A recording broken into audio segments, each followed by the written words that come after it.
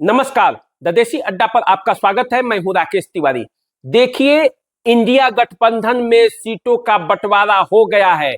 बिहार के लिए कुल 40 सीटों को कांग्रेस, लेफ्ट और आरजेडी ने आपस में बांट लिया है और जो सीटों का फॉर्मूला निकला है वो है 26 पर आरजेडी, 9 पर कांग्रेस और 5 पर लेफ्ट पार्टियां चुनावी मैदान में उतरेंगी। तो बिहार में सीट शेयरिंग का फॉर्मूला तय हो गया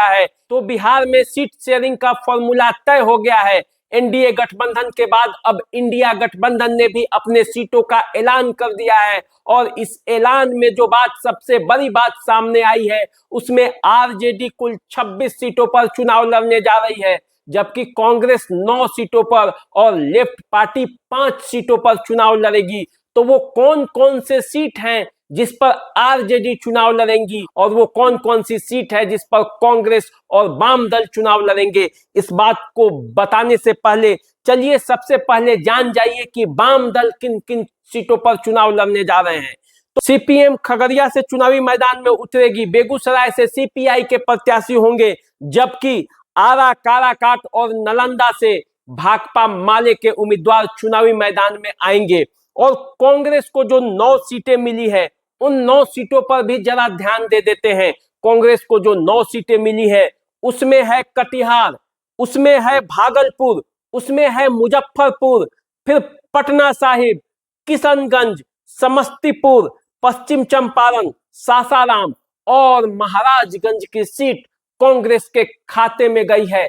इसके बाद आइए राजद की भी सीटें जान लेते हैं। किन किन सीटों पर राजद अपना प्रत्याशी उतारने वाली है। राजद जिन सीटों पर अपना प्रत्याशी उतारने वाली है उसमें वाल्मीकि नगर, पूर्वी चंपारण, शिवहर, सीतामढ़ी, गोपालगंज, सिवान, सारण, वैशाली, हाजीपुर, पाटलिपुत्रा, दरभंगा, मधुबनी, झंझारपुर, गया, नवादा, औरंगाबाद, जमुई, पूर्णिया, सुपौल, सहरसा, मधेपुरा, बांका, आरा, बक्सर, अररिया, उजियारपुर और जहानाबाद की सीट है। तो यानी कि इंडिया गठबंधन के सामने जो सीटों का मुसीबत था कि कैसे आपस में बांटे, वो हल हो गया है और इंडिया गठबंधन ने अपने सभी सीटों का ऐलान कर दिया है कि किस किस दल के कितने प्रत्याशी चुनावी मैदान में उतरेंगे। और इस घोषणा के साथ ही एक बात तय हो गया है कि पप्पू यादव को पूर्णिया नहीं मिल रहा है। दूसरा, कटिहार से तारिक अनवर चुनावी मैदान में कांग्रेस के प्रत्याशी के तौर पर उतरेंगे।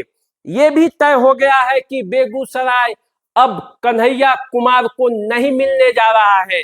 इसके साथ ये भी तय हो गया है कि महाराजगंज को लेकर जो जिद छिड़ा हुआ था कि टुन्नाजी पांडे होंगे, रणधीर सिंह होंगे प्रत्याशी, तो ये भी मामला अब अधर में लटक गया है। महाराजगंज की सीट कांग्रेस को चली गई है। अब कोई कांग्रेस का प्रत्याशी महाराजगंज से चुनावी मैदान में उतरेगा। सिवान को लेकर जो कहा जा रहा था कि यह सीट माले को चली जाएगी, वैसा भी नहीं हुआ। सिवान से आरजेडी और हिना साहब के बीच अब सीधा मुकाबला हो सकता है। इसके अलावे जो मुख्य बातें हैं, भागलपुर की सीट जो कांग्रेस को गई है, यहां से अजीत शर्मा की पुत्री बॉलीवुड एक्ट्रेस नेहा शर्मा चुनावी मैदान में उतर सकती हैं। इसके अलावे आप देखिएगा तो उजियारपुर की सीट राजद के खाते में आई है, जहानाबाद की सीट राजद के खाते में आई है।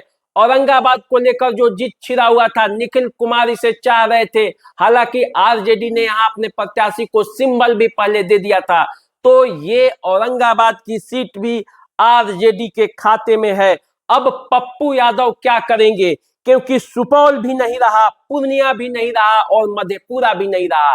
तीनों की तीनों सीट आरजेडी के खाते में चली गई है। तो अब पप्पू यादव का अगला कदम क्या होगा?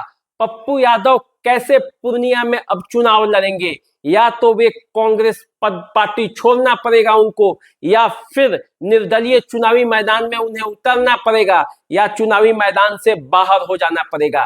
क्या होगा ये सब आगे पता चलेगा। लेकिन जिस तरह से इंडिया गठबंधन में सीटों को लेकर जिद छिड़ रहा था, अलग अलग डिमांड था, अलग अलग नेताओं की अलग अलग डिमांड था, उस पर पूर्ण विराम लग गया है, क्योंकि आज आरजेडी कार्यालय में पटना में ये सीटों की घोषणा की गई है। तब तीनों दलों के, तीनों घटक दलों के प्रतिनिधि वहां मौजूद थे और ये घोषणा किया गया कि 26 सीटों पर आरजेडी, 9 सीट पर कांग्रेस और 5 सीट पर लेफ्ट दल अपने प्रत्याशी को चुनावी मैदान में उतारेंगे।